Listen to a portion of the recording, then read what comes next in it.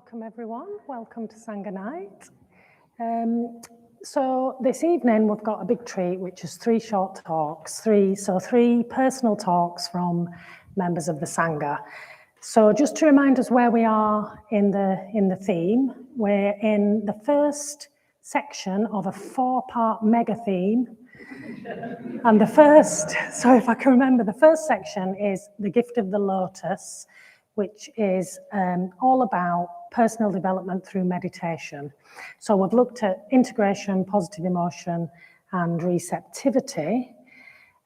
So this evening really is going to be about positive emotion in meditation. So the brief, I think, is something like finding pleasure in meditation. How do I enjoy meditation? Obstacles that our speakers have overcome in enjoying meditation and enjoying their meditation practice. And just to say, so this theme is about meditation, and we're just encouraging conversation about meditation, really, because I think there can be a bit of a view that, oh, I'm not really very good at it, I can't really talk about it, I don't really know what I'm doing. So we're doing meditation reviews. They're called meditation reviews, I don't know why, but it's just basically 10 minutes with someone who's been meditating for longer to just have a chat about anything about meditation, like how do I actually make myself do it? How do I get regular practice? Or this is happening, what does that mean? Etc. So it's just, I would encourage you to sign up. All the slots are full for this evening, and we're going to be doing it for 2 more evenings after tonight. So if you want one of those slots, do. But also you can talk to any order member about your meditation. I would really encourage you to have those conversations. And there's lots of other support things. Friday evening, aims in meditation courses. There's lots of other support at the centre as well for meditation. So on to the short talks. So we've got Becca, and we've got Nara Priya. You're going second, is that right? Third. And we've got Becca first, then Pradaya, and then Nara Priya. So Becca.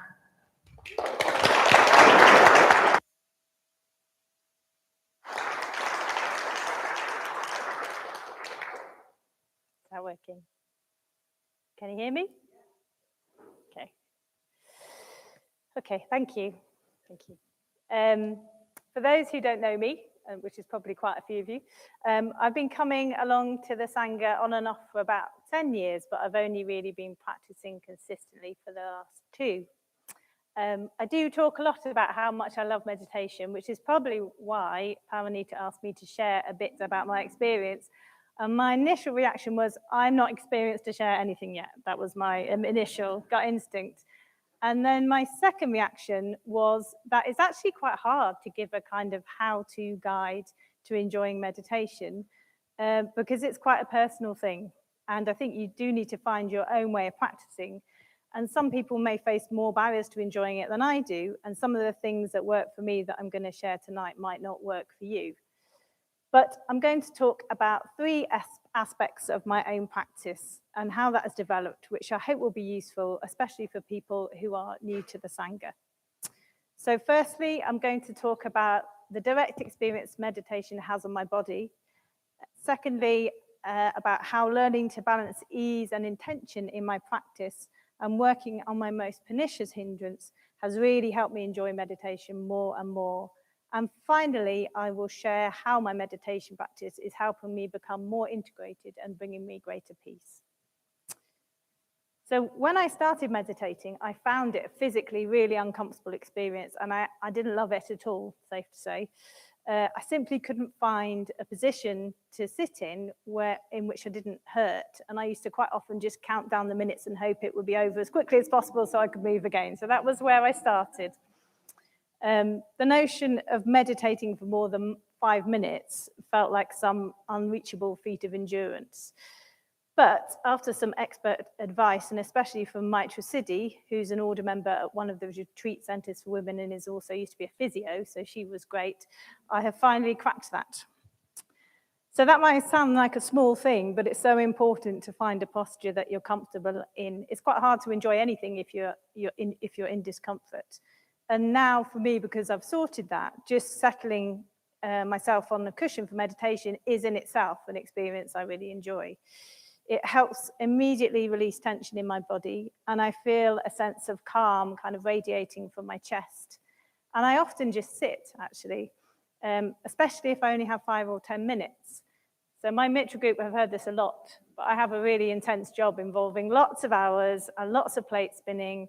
And for me, just sitting, even for a tiny short period, gives me a really precious moment of stillness and calm. It gives me a moment of spaciousness in a not very spacious life. And it's a place where I can restore perspective on what's important and also on what is real. So just sitting like this, my whole body quite quickly relaxes into just being. And now I've sorted out the physical posture, I can meditate for much longer. And I tend to regularly switch between metta bhavana and mindfulness of breathing. But I realized once I'd sorted my physical restlessness, I still hadn't found a way to settle my mind. And I find it quite difficult to maintain my attention. So the first 5 minutes are great. And then this starts happening. And I realized that I needed to address the restlessness and worry that often distracts my mind. So I thought initially the best way to tackle this restlessness was to quickly banish any thoughts that arose out of my head by really tightly focusing on all the stages of the different meditations. But I realized also after a little bit of time that I was entirely missing the point. So the thing that really changed for me, though, was and helped me start to enjoy meditation was reading the Buddhist teachings around cultivating a sky-like mind and applying this to my practice. So for those of you who are new to the center, the Buddha encouraged his followers to rest in open awareness, letting experiences arise without boundaries. He taught that this is our true nature and we just need to allow this to emerge. Sounds easy, huh? Essentially, this doesn't mean suppressing thoughts as soon as they pop up, but rather simply letting your experiences and thoughts arise, observing them, but not allowing the stories they habitually trigger to develop. Using the metaphor of your mind and awareness as the blue sky and your thoughts as clouds that skate across it is something that has really helped me enjoy meditation more and more. And yesterday I was listening to a talk by Vidyamala, and she expanded this metaphor into the experience of flying through the clouds in an aeroplane. And she pointed out that we habitually get stuck in the layer of clouds, all of our thoughts and all of our feelings, and we think that that's the sky. And you forget that if you actually go through the clouds, you always reach the bright blue sky. And it's always good to remind yourself that that is always there. So this all sounds very peaceful and lovely, and it can be, but not always. So for anyone who has watched the Stranger Things series, bear with me. Sometimes my life is so busy that my sky-like mind is more like the final scene when Eleven is standing in the gateway to the Upside Down. For those of you who haven't seen this series, picture standing in a swirling vortex of chaos with debris and strange creatures hurtling past your head with lots of people shrieking at you. But even in those times, as my practice has developed, I am increasingly able to sit in my calm sitting position and allow the vortex to swirl around. And I notice the chaos, but I'm increasingly able to let it pass me by. So I often use this practice of cultivating a sky-like mind when doing the mindfulness of breathing. Over the last year or so, I've also taken to doing the practice during my 15-minute bus ride to work. I love it so much, it gives me incredible peace. And to move on to my final point, this is also because I know it is helping me become more integrated. So after Sangha Gita's brilliant talk earlier in this series, where we were asked to discuss in groups if we felt that doing the mindfulness of breathing helps us become integrated, I had a really instant yes response to that question, but then I found it quite hard to articulate in the group that I was in. And I've been thinking about this quite a bit over the last few weeks. And I realized that one of the reasons I have come to love meditation is that it is helping me to understand myself better. So observing the thoughts and stories and feelings that arise during my meditation and then reflecting on these afterwards, I am seeing the patterns that are triggered by my conditioning. So one of these, this is quite a thing to share, but I'm going to share it anyway. One of these is often a story about me being the person who helps people out and fixes problems, making things better for others. I even have a job where that is my job. So, so this all sounds quite altruistic. But observing how often whatever thought crops up during my meditation, and literally it can be something quite mundane, it always ultimately triggers a little egocentric story about me heroically saving the day. So that's been quite an uncomfortable, but actually really useful thing to realize. So it's helped me because it's helped me focus on the views underneath that drive this propensia. And for those who can't remember this term for the intro course, that's the mind's tendency to obsessively over-fabricate, label, and create endless mental narratives. So I'm working on this at the moment during both meditation practices. So in the mindfulness of breathing, cultivating open awareness means I'm observing these stories arising, but letting them pass by without engaging with them or being overly critical of myself for those quite egocentric thought patterns. In my metta bhavana, becoming aware of this tendency has helped me give metta to myself, something I found really hard to start with, actually. I think about the littlest version of me who didn't feel noticed or important, and I can give that person of myself metta. This is also helping me respond more readily with metta to others when they display habitual and unskillful behaviors, because I realize that what comes underneath it is their conditioning. So both these practices are already bringing me much more peace than I have ever managed to cultivate in my life until I started meditating. And when I meditate, I increasingly feel a sense of deep relief from self-doubt and self-criticism. I hope I'm also becoming more skillful, honest, and a kinder person. So this is all good foundational stuff, and I'm excited to see how my meditation practice develops as I absorb more of the Dharma and learn from more experienced practitioners, two of whom will be sharing their reflections after me. So I will end with the Buddha's words of encouragement that I read to develop open awareness and cultivate a mind that is vast like space, where experiences both pleasant and unpleasant can appear and disappear without conflict, struggle, or harm. The Buddha entreated his followers, "O nobly born, remember the pure open sky of your own true nature. Return to it, trust it. It is home." Thank you.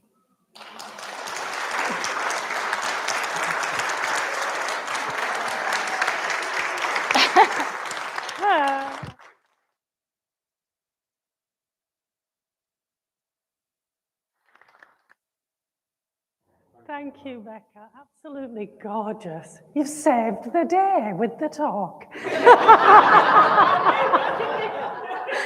Thank you for that. And now we've got Pradaya. Thanks, Pradaya.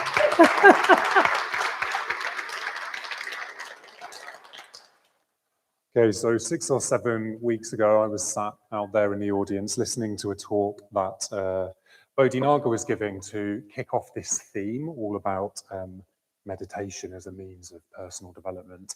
And he used this metaphor that I really like from the Buddha, who described meditation as being like irrigation channels.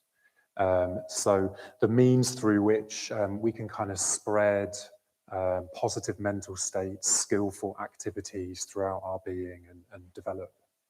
And I was sitting listening to him, and as minds do, a thought popped up in my head. Oh God, I really need to go and water my allotment. It's been, 2 weeks. I haven't even watered. The greenhouse is going to be bone dry. Everything's going to be dead inside. And I left that courgette plant outside, and it's been really cold, and that's going to be dead too. And oh my God, the weeds. And before I knew it, my mind had kind of launched into this long string of prapancha, which Becca was talking about. But then almost like just this little thought, just like flotsam and jetsam, bubbled up of this this particular kind of meditation teaching that I got from a meditation teacher of mine, and I can't find the source of it. It's not Bhante, but it came into my mind, and I'm gonna start by sharing that. So it goes: meditation is like gardening. There's the doing, the planting and the watering, the undoing, the weeding and the pruning, and the non-doing, remembering to sit and enjoy the garden. And maybe the little subtitle of my talk is How I've Learned to Sit and Enjoy the Garden. So I like this metaphor because I love gardening, I love growing things, and I love meditation. I've been meditating longer than I've been gardening, but they're both really dear things to me. And I can see a lot of parallels between the two in my life. So I have an allotment, and sometimes, often, I go there and feel completely overwhelmed by the amount of stuff that I have to do. There's weeding, there's just absolutely loads of stuff everywhere, and there's watering that needs to happen. I've got to plan all the plants, and it can all of a sudden become a bit overwhelming. And then I realize I'm not doing the very thing that I have an allotment for, which is to turn up and sit and enjoy being there. And sometimes our minds can be a bit like that, can't they? Particularly in meditation. They can kind of feel like this unruly wilderness of thoughts and feelings and all sorts of stuff constantly coming up. Yeah, this kind of wilderness that we're trying to tame. And yeah, there can be a sort of certain pleasure in this, that in both gardening and in meditation, there's all these jobs to do, the doing, the undoing, and that can be really enjoyable. I had a day a couple of weekends ago where I just spent the whole weekend in my garden doing all the jobs, getting it in absolutely tip-top condition. Everything was clean, tidy, weeded, watered, and having that feeling of sitting down and thinking, everything is as it should be. Yeah, all is in order, everything is in its place. And kind of have that experience in meditation sometimes, can't we? You know, when you're having a, air quotes, good meditation, pleasurable mental states are coming up, you feel settled and relaxed in the body, and you think, yeah, this is it, I've arrived. You know, maybe if I practice hard enough, this is what it will always be like. But as any gardener or meditator will know, that isn't always the case. So I think there's a couple of problems in my experience to having this approach to gardening meditation, in which it's all about doing. It's all about doing. So the first one is that soon, whether you like it or not, the weeds will grow back. So this is the nature of samsara, isn't it? So because of conditionality, conditioned existence, even when we manage to get a particular situation or a particular set of mental states that feel right to us in every way, that accord with that vision of what I wanted it to be like, that doesn't last forever, does it? The weeds grow up between the cracks, those familiar, difficult mental patterns might crop up again. So that kind of approach, to me anyway, doesn't always align with the way that things are.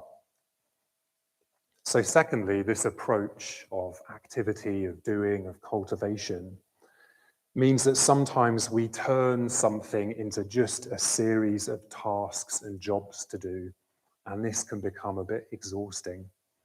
And this has certainly been my experience sometimes in meditation.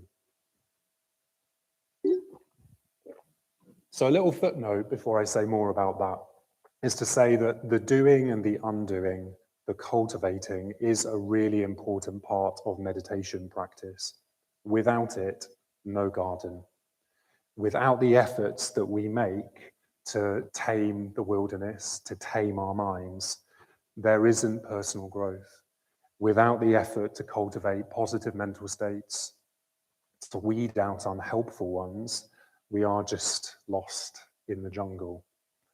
And this is reflected in our system of practice, which Bodhinaga unpacked in that first talk. So the first two meditation practices we learn are the mindfulness of breathing and the metta bhavana, both of which are bhavana practices. And bhavana literally means cultivation.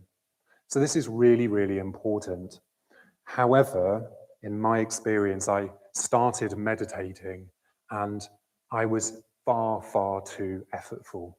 Meditation just became about a series of things that I had to do, of goals that I needed to reach, of states that I wanted to be in and stay there.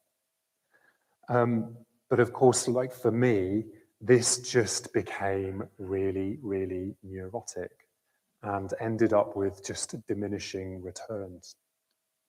So probably for the first sort of 7 or 8 years or so of my meditation career, if I want to, use that term, I can see just how willful I was, and in particular, how in pursuit of pleasure and positive mental states I was.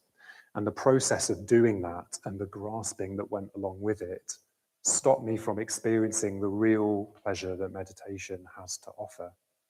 And likewise, when I'm in my garden and I'm so focused on all the jobs that I have to do and the things I have to tick off and get done, I sometimes forget just to sit down and stop and enjoy the very reason why I am doing it.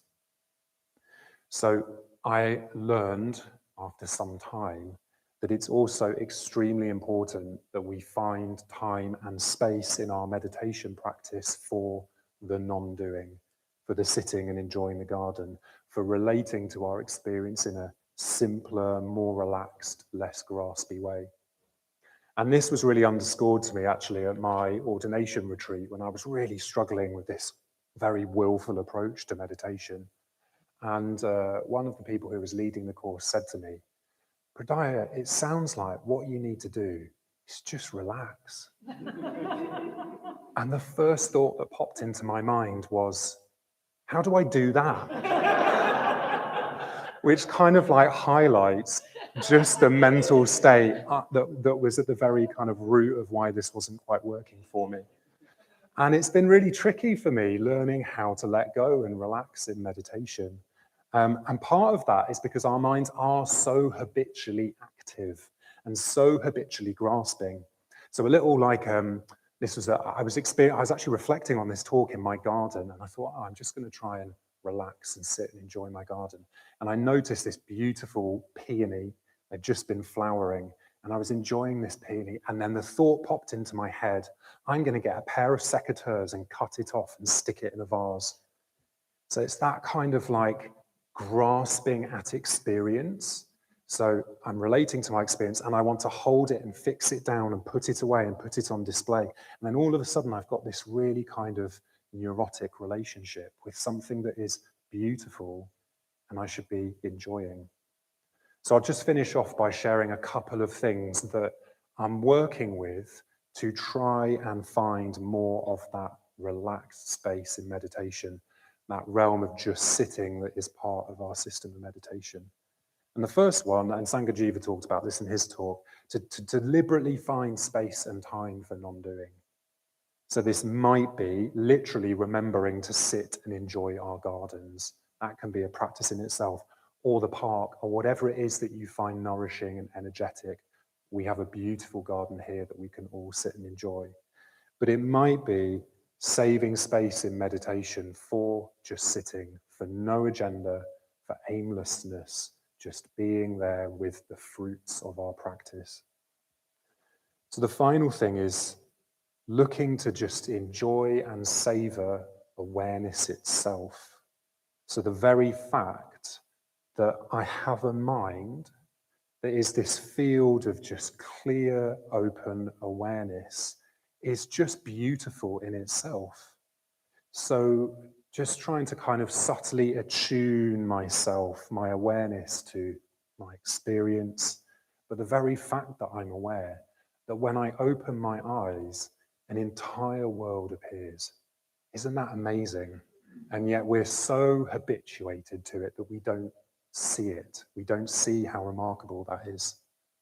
So just learning to relax into open awareness, into simple experience, to be, as a teacher I'm very fond of said, Vasantra, to be a child of wonder, a child of wonder.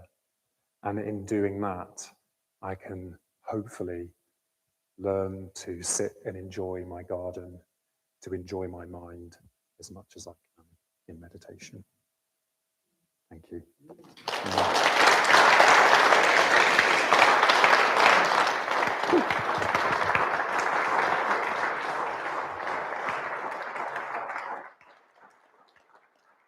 Gorgeous. Thank you, Pradaya. Oh, just relax and enjoy the garden. Gorgeous. Loads of ideas. Thank you. And now we've got Nara Priya.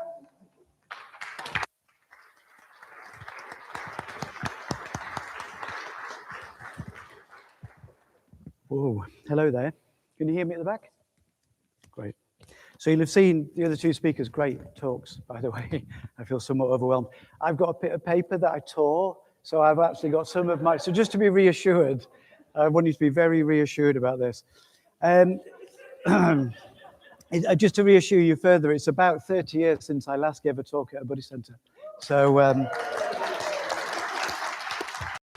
yeah, didn't go well the last time either. So, so just quickly, quick show of hands, who finds pleasure in meditation? Okay, I could probably go home, couldn't I, really? That's at least enough of you. Yeah, so I would say I do. I've been fortunate. I do get a lot of pleasure out of meditation. I started in my mid-teens. I started doing TM, Transcendental Meditation. Rings a bell to a certain age of person, that. I think they're still going. Yeah, so I've always enjoyed it. When I got the title, not the title, but the kind of subject matter for the talk, I thought, pleasure in meditation, pleasure in meditation. And I started thinking, what do I mean by pleasure if I'm going to say that? And I realized there's a kind of range of experience that I might put under the rubric of pleasure. And that goes all the way from ease, a kind of ease of being in meditation and generally in life, I guess, but ease of being. And on the other side, there's sort of more, you know, that powerful dhyanic sense of an upwelling of energy and vitality that can burst through you like a source from elsewhere.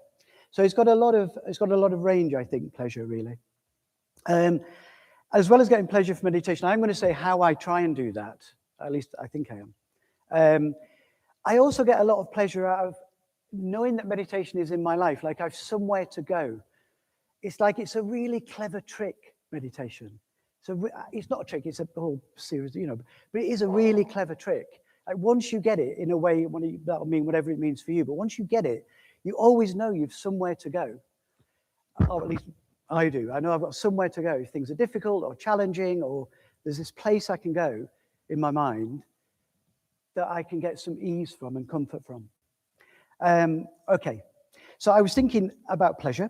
I was on solitary just before the last couple of weeks. I've been on solitary. So I was thinking about it quite a lot, probably a bit too much. But I was thinking about, where does it take place? Where does it take place? Well, it takes place. If I think of things that I find pleasurable, so what do I find pleasurable? I like food. Other people like food? Pleasurable? It's not everyone's bag, but you know, food, like food. Sex. Said sex at a Buddhist Centre. I did that 30 years ago, and this is where I am. I had pictures last time, so this time I've learned my lesson. So yeah, okay, sex, whatever way we want to think about that. Yawning. Oh, I love yawning. What's the other thing I really like that moment just before you go to sleep, when you know you're going to go to sleep. Do you know what I mean? And I make little animal noises as I'm doing that. I go, it's like a letting go that I do at that point. It's like a deep letting go, and my body just goes. Oh. It's like but the point I'm trying to make rather badly is that all of the pleasure. Oh, stretching. Who doesn't enjoy stretching? It's so pleasurable. It's in the body. So I thought pleasure takes place in the body. That's where it takes place. We have happiness in the mind. We have joy maybe in the mind, but pleasure is a physical thing. So, top tips for finding pleasure in meditation. Do you remember top tips from Viz? Good. They're on the bit that got tore off. Because I couldn't say that. I learned from the last thing 30 years ago. So, I'm just going to say what I do when I meditate, basically. So, when I meditate, I try and sit as straight as I can sit, with minimum effort, as it were. So like, what's my optimum amount of physical effort I need to keep my spine as straight as possible? And you'll have all heard that kind of thing, the bit of strength in the crown of your head. There's nothing new in this, I haven't invented it, but keep my spine as straight as possible. And then I spend my time, this is where a bit of woo-woo comes in getting into my chakras. Now, we don't mention chakras very much in the tree, right? We never really mention them, except I was studying Bante's seminar of the Bodhicharyavatara whilst I was away on solitary from 1972. He yaks away about chakras all day long. He's as happy as Larry, talking about energy this and energy that and coming up and flowing about. So I feel it's all right to talk about chakras. At least it was in 1972, which is probably the last time I spoke at a Buddhist centre.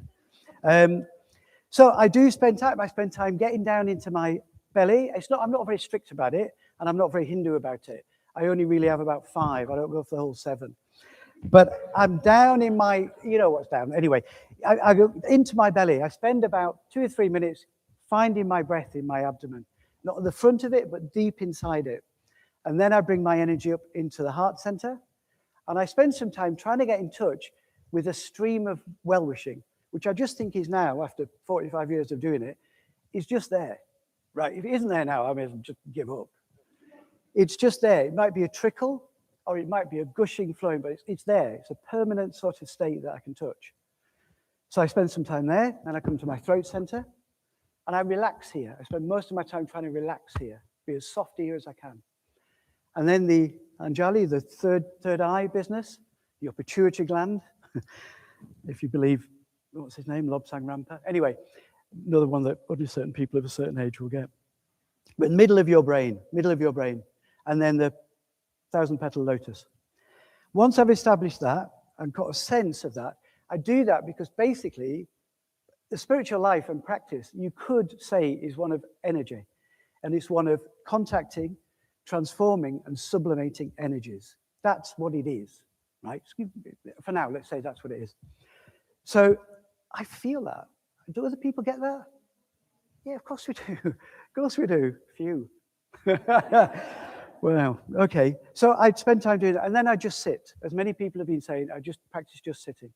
And the reason I like practicing just sitting is I think that essentially what I get wrong is I push and I pull. I push and I pull at the world. I push and I pull at the world. Things I want, things I don't want. Things I want, things I don't want. And so just sitting is a time to at least observe that happening in a purer sense, in a kind of cleaner sense. That's what's happening. And I might be able to let go of it, but I just want to see what's the dynamic of being. What is it that is in the world? It's this process by and large, you know, with some habits wrapped around it. And then I spend the last 5 minutes listening. I just listen. And thankfully, we meditate in the garden. We've got a summer house. The birds are just great. And what I'm listening for is the fact that there's nothing there. I can't hold anything. Just these sounds, just coming and going, just coming and going, coming and going. And I just watch when my mind wants to identify, oh, you know, that's a thrush or whatever it is. And then when I let go of it, and that's where peace exists for me. That's where peace exists. I'm not on about enlightenment. It's just where a certain stillness and that quality I alluded to at the beginning of ease can occur. I can just let go of eye noises. Eye noises as in eye, not sort of eye, or not certainly not third eye. Okay, second thing, in terms of getting pleasure in meditation, when you feel something pleasurable, is that I've got 2 minutes? Great. When you find something pleasurable physically, like energy moving, like something going through you, it can be very soft, it can just be a little prickle up the back of your neck, it can be massive bolts of, what the bloody hell's that? It can be really strong. Focus on it. If that's what you want to connect with, focus on it. That which we give our attention to grows. That which we give our attention to grows. Basic principle. And then my last thing in the last 2 minutes is, I'm reading a book at the minute by a guy called Ian McGilchrist, who's a neurophysiologist. And it's a super dense book, and I understand about 3% of it. But within the book, it's a kind of throwaway comment, but he says, all religion is mimesis. Mimesis meaning mimicry, imitation. All religion is mimesis. And it really brought me up. I was like, what does that mean? All religion is mimesis. And I thought it's true with Buddhism. You know, we practice the 5 precepts because that's how an enlightened being would act. So we mimetically copy a Buddha because that's how a Buddha would act. And whilst we can't be there, we can do this side of it to get closer to it. So what I was going to suggest is when you look at a Buddha image, there is some water somewhere, isn't there? I think I'm drying up. This isn't on my time yet. This is drinking time. When you look at a Buddha image, and actually it doesn't matter whether it's the most beautiful kind of Kamakura Buddha or it's a piece of tat from the, Thai market somewhere, it doesn't really matter. Most of them will do something and they'll give that image a really gentle smile. Sometimes it's imperceptible. It's Mona Lisa likely imperceptible. And others, it's a bit bigger. But what I would suggest is when you meditate, try a little internal smile. I'm not on about a big daft grin unless that's your thing. He says doing one. But just a gentle, playful smile. And watch what happens to your heart. And then drop it and watch what happens to your heart. And then pick it up again and watch what happens to your heart. This is subtle, but that's where the work is. Once you've got beyond kind of craving chips and beans, all right, personal favorite, you get into subtler work. And try that with the thing. And the last thing is, he isn't doing it here, he's doing the Bhumisprashta, earth-touching mudra. But you'll see often figures of meditating Buddhas with their hands in that position, known as dhyana mudra. And the mudras, gestures, are a big part of the Indian tradition generally. It's a big part of Indian culture. If you've seen any classical dance, you'll see, if you've been to India, you'll get the variations of that. Anyway, try meditating in that mudra and see what happens to your energy again. Yeah, and that's probably the end of my talk. All right, thank you very much.